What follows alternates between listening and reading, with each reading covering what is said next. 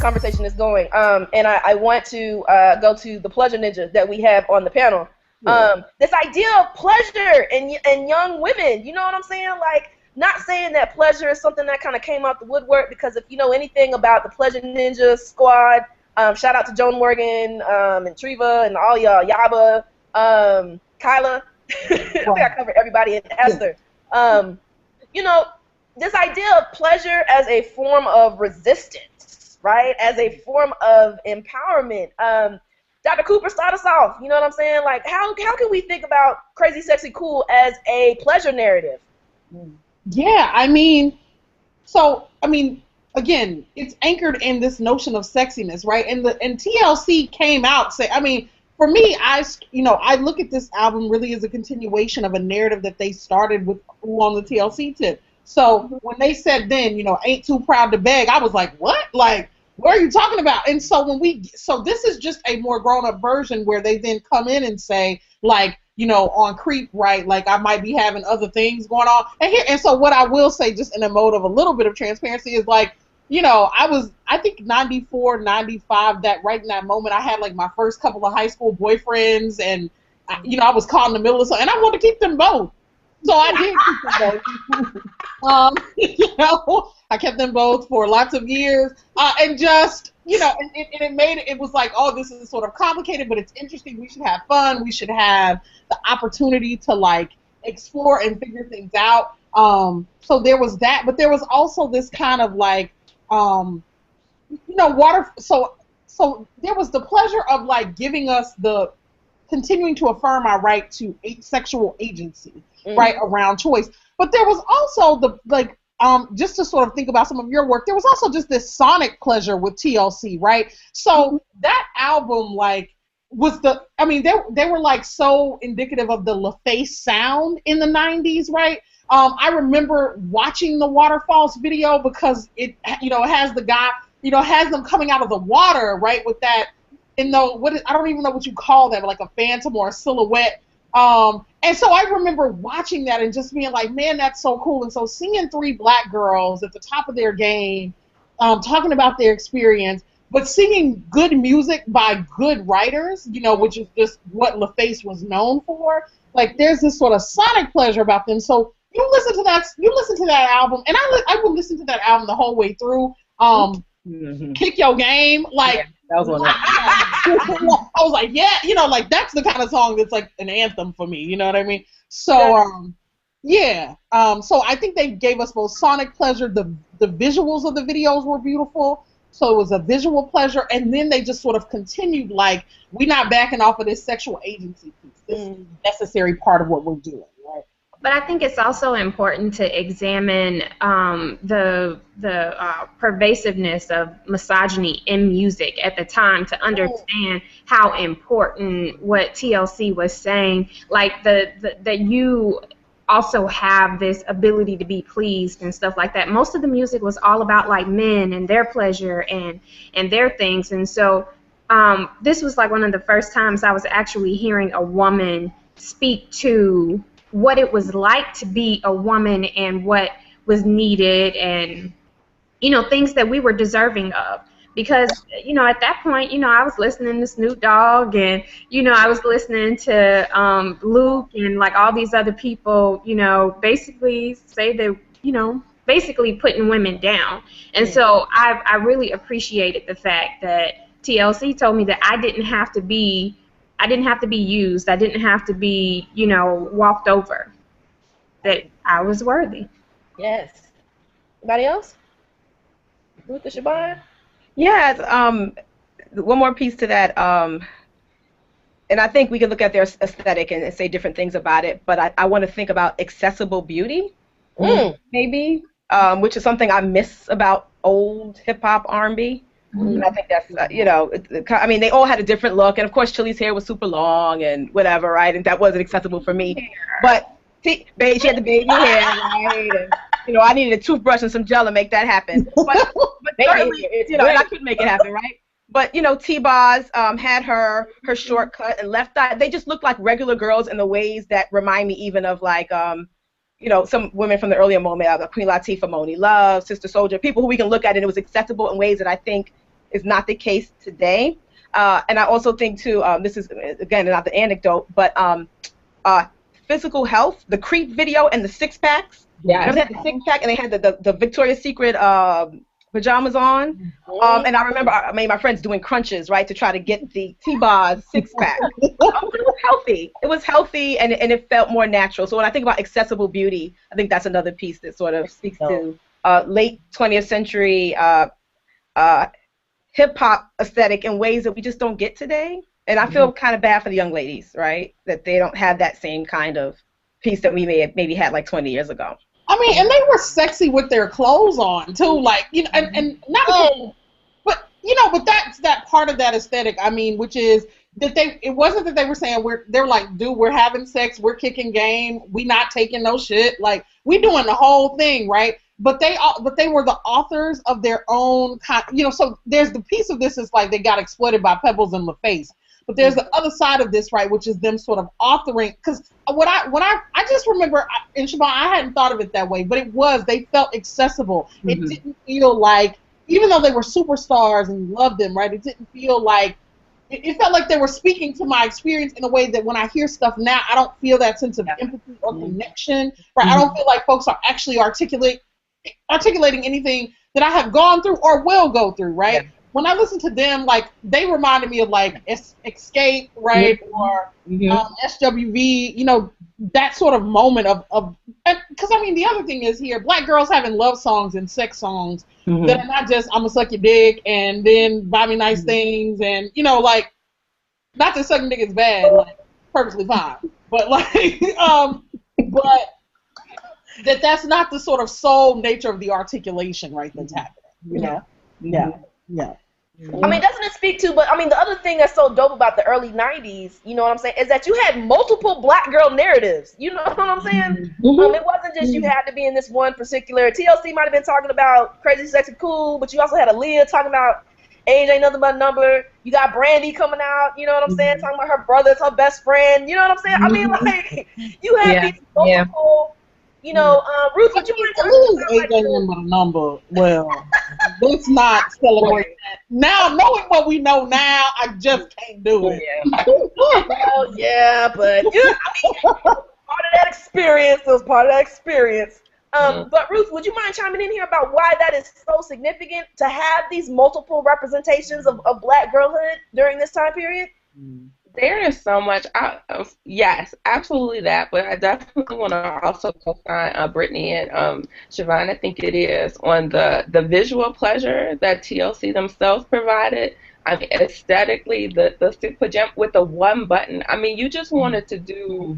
You just tried it all. The dance moves, the bodies were all really hot. The dance moves also felt accessible. I mean, you watched the video, you got it a couple of times, and the regularness was really important. They always had a lot of people in their video, even, they remember what was it, Baby, when they had the sleepover, and it was like girl talk, conversation, you know what I'm saying? So you can just kind of include yourself in a part of their cipher. They always seem to extend that invitation for, you know, little old you to get into the conversation.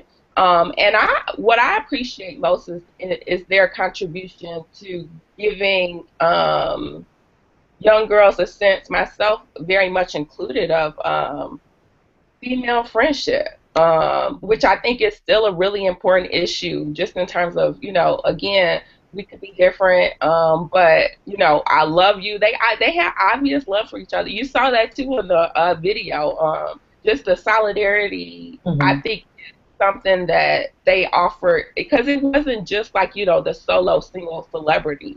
They were a group in every sense of the word. And also, yeah, they were produced by a lot of men. We certainly know that. But somehow, visually, sonically, you got a sense that they also maintain some sense of space and all of that sort of maleness to assert their femininity, from, you know, Left Eyes to T-Boz to whatever. So I just really appreciated that inch that they always made available to us. because I know that certainly resonated in my own personal experience. Like, it's a lot of shit that gets put on us as Black girls. But there is some space, baby, just an inch for us to take and do the dance like they did in Waterfalls, because we still play that out.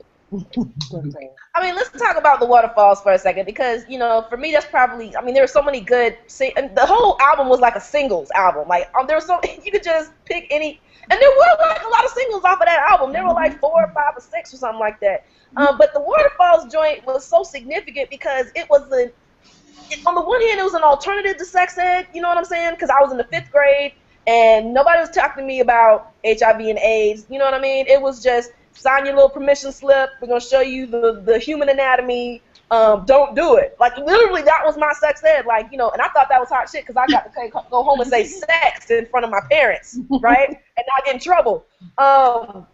But, I mean, like, when we think about, you know, the work in terms of prevention, you know what I'm saying, and addressing these issues to young girls and young women, I mean, you know, Left Eye's verse, she said in an interview that she was kind of just having this cathartic moment after that whole situation with Andre, what's his name?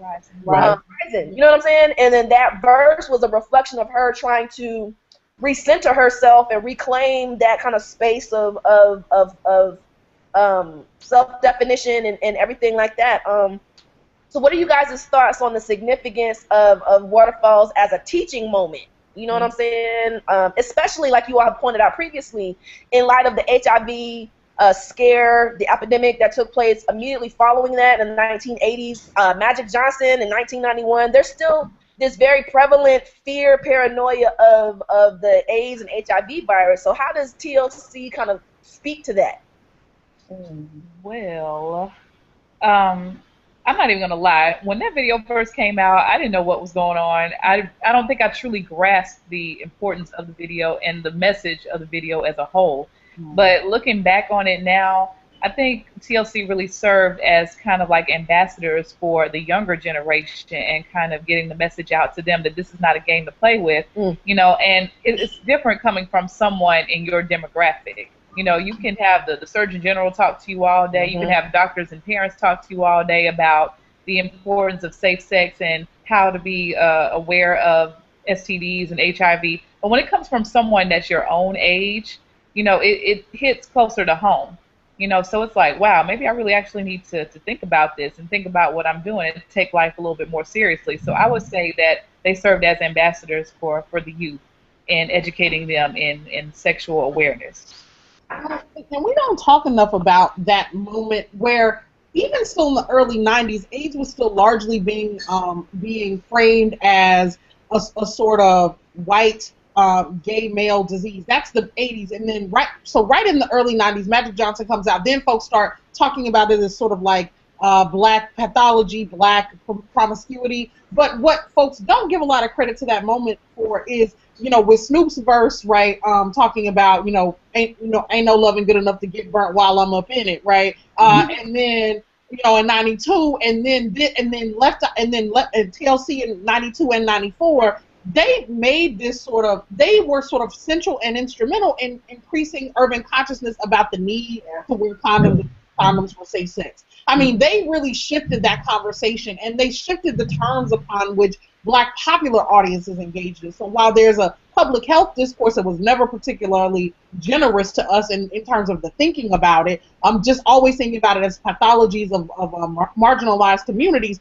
You know, TLC is sort of central because they made condoms cool, and they made them a mark of like agency, right? So that the condom was a marker that this was sex that you wanted to have, that you were asking for, right? That you didn't have to get caught up just to have some fun. And they didn't pathologize people for wanting to have fun. They just said be responsible. And it makes me miss that moment because it seems like now we are locked into these two camps where when we say we want music to have more depth, people think that means we don't want music that talks about pleasure, right?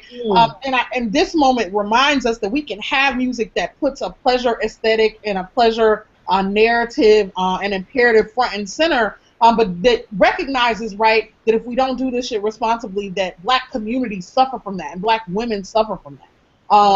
And so they got it, and I just wonder how we recapture some of that without like a fall into nostalgia, right? Big, Well, that was heavy. one of y'all. And I like the point about the piece about sort of like speaking to a black urban conscience in some kind of way, because I do remember that again, HIV/AIDS. I'm not in the elementary, the middle schools and the high schools. So I don't know exactly what they're teaching there, but I do remember the video, and I remember the conversations. You know, I grew up in the Bronx. I've had family members who died of AIDS, and I remember us talking about this around this time, and the idea that we were coming up in a world where this was so close to us that we could be on the bus and the train and see who was dying of AIDS, because it has a certain, there's a skin tone that a person who's dying of AIDS takes. Their hair texture gets a little bit different. And so I think that, I don't think I was thinking this way at the time, but it certainly made, if we want to talk about beauty accessible, the kind of things they're talking about accessible as well, right? That they're not, we listen to music now and we listen to hip hop. I enjoy it. I grew up on it, but I can't relate to maybe 90% of what they're saying, right? But this was real, and it wasn't made a joke of. It was a real problem. And when you're watching this, and your uncle's in the hospital dying of AIDS at the time, it's real to you, right? And I think it took it serious for those of us who were growing up in an environment where literally your family members were dying, and you were seeing it on the train, and you were seeing it on the bus, and you were seeing it walk down the street, and we would nudge each other and talk about that kind of thing.